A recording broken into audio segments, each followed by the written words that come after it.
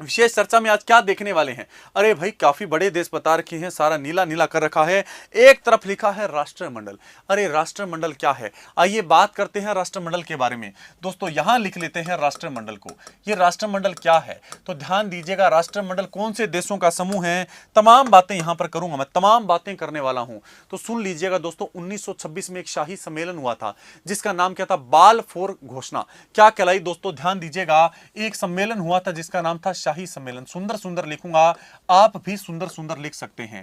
दोस्तों शाही सम्मेलन हुआ था, कौन से वर्ष हुआ था, कह दीजिए 1926 के अंदर हुआ था। अरे दोस्तों इसी सम्मेलन के अंदर क्या घोषणा की गई, बालफोर घोषणा की गई, बालफोर घोषणा की गई थी। अब ये बालफोर घोषणा क्या है ये हमें देखना होगा। दोस्तों ये वो घोषणा है जिसके माध्यम से एक बात का ये निर्णय लिया गया कि राष्ट्रमंडल का हम क्या करने वाले गठन।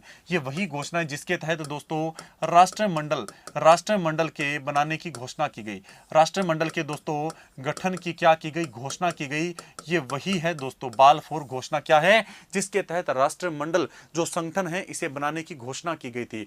ध्यान दीजिएगा दोस्तों, सबसे बड़ी बात, जो वर्तमान राष्ट्रमंडल देश है, वर्तमान जो ये संगठन है, ये दोस्तों ध्यान दीजिए, ये इसका ये वाला जो रूप है वर्तमान वाला, ये कब अस्तित्व में आया, जो इसका वर्तमान स्वरूप है।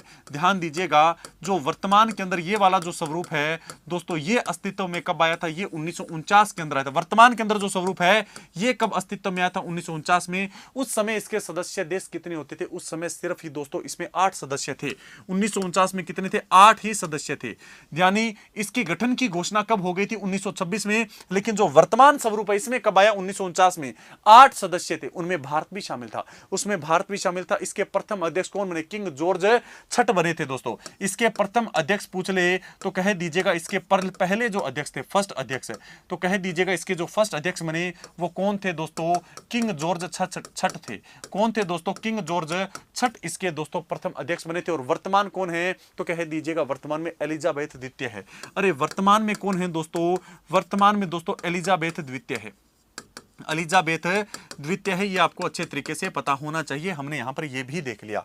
अब और बातें क्या आएंगी तो सुन लीजिएगा, इस राष्ट्रमंडल के अंदर वर्तमान में सदस्य कितने, ये तो उस समय के सदस्यों की बात की है। अब बात आती है वर्तमान सदस्य कितने हैं, तो ध्यान दीजिएगा दोस्तों, इसके अंदर वर्तमान सदस्य हैं 54।